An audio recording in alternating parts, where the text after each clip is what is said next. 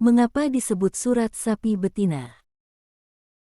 Al-Baqarah berarti sapi betina. Nama ini diambil karena di dalam surah ini tepatnya ayat 67-73 berisi tentang perintah Allah kepada Bani Israel agar menyembelih sapi betina untuk mengungkap misteri pembunuhan.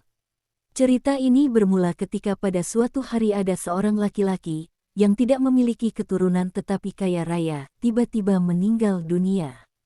Tak ada yang tahu siapa pembunuhnya. Maka, agar tidak terjadi saling tuduh-menuduh dan terjadi pertumpahan darah karena masalah ini, mereka pun pergi menemui Nabi Musa atas nasihat ahli hikmah di antara mereka.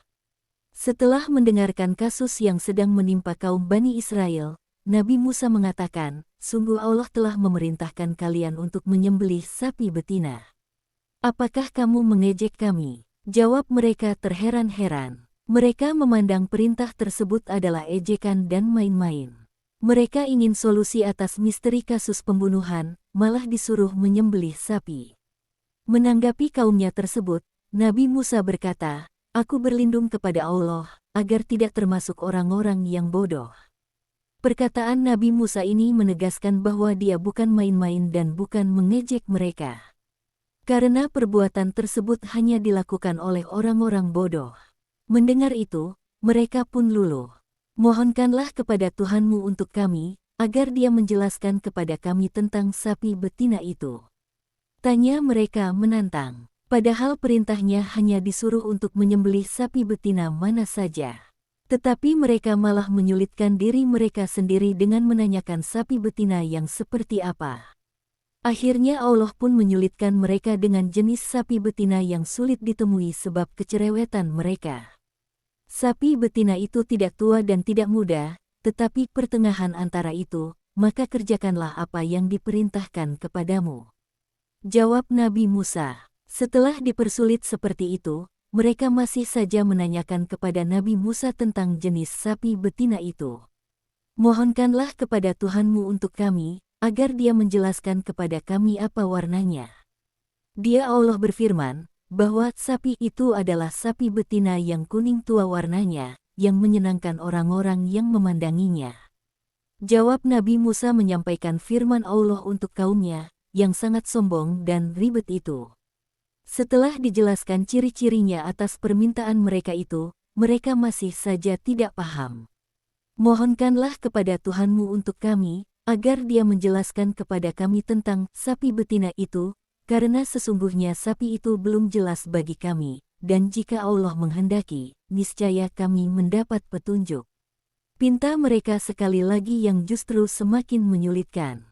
Nabi Musa menjawab, Dia Allah berfirman, "Sapi itu adalah sapi betina yang belum pernah dipakai untuk membajak tanah, dan tidak pula untuk mengairi tanaman, tubuhnya sehat dan tidak belang. Sekarang barulah kamu menerangkan hal yang sebenarnya." Jawab mereka dengan bangganya. Padahal tugas mereka semakin sulit. Mereka pun akhirnya menyembelih sapi betina yang diperintahkan Allah. Namun, itu pun nyaris tidak sama persis dengan apa yang dicirikan Allah. Bahkan mereka sangat kerepotan. Betapa tidak, mereka harus mencari sapi betina yang tidak muda dan tidak tua, berwarna kuning sangat bagus serta enak dipandang mata, dan sapi tersebut adalah jenis sapi yang dimanja, alias tidak pernah digunakan untuk bekerja. Setelah menyembelih sapi betina tersebut, Allah, melalui Nabi Musa, menyuruh agar memukul mayat laki-laki yang terbunuh itu dengan bagian dari sapi itu. Sebagian ahli tafsir menafsirkan ekornya, meskipun di sini Allah tidak menjelaskan bagian tubuh sapi betina yang mana, yang secara khusus digunakan untuk memukul mayat itu. Setelah dipukulkan ternyata mayat itu dapat hidup kembali. Mereka pun menanyakan kepadanya, "Siapakah yang membunuhmu?" "Yang membunuh aku ialah anak saudaraku, karena mengharapkan warisanku, sebab aku tidak memiliki anak, maka dialah yang berhak mewarisi hartaku. Sebab itulah aku dibunuhnya." Petik 2. Setelah mengungkap siapa pembunuhnya, ia pun jatuh kembali dalam keadaan semula, yaitu bangkai, dan langsung dikuburkan kembali. Karena mendengar keterangan sejelas itu, maka anak saudaranya itu ditangkap dan dijalankanlah hukum qisas atas dirinya.